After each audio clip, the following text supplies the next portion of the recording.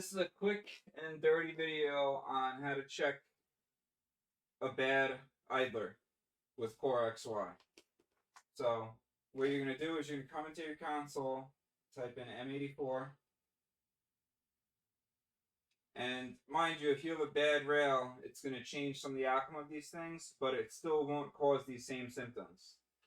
So you're going to push straight back, pull straight forward. There should be no lateral movement. Now, let's say you have a idler that's hanging up on you.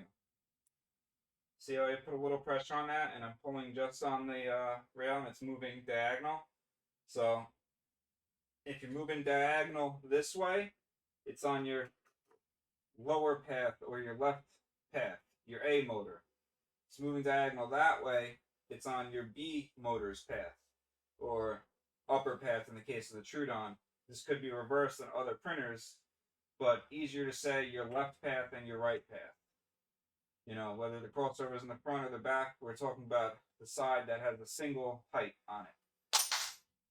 Or if they're a twist, just the side of the motor, basically. So now that tells us if any of these idlers are bad, but it doesn't tell us anything about these.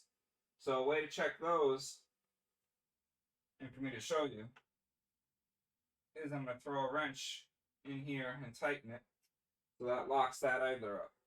Now it's not going to have any effect on this, but what it will affect is if I just pull on this belt. And no, that looks normal, right? But it's not.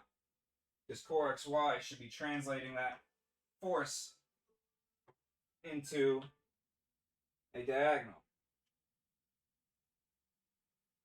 That's what it should be doing. Perfect diagonal. You should not see any motion on the other side. That won't test for a rail, but if you really think that you have something else going on, what you can do is you can print a square. Use the clipper ringing test, which I'll put up in the article on my site.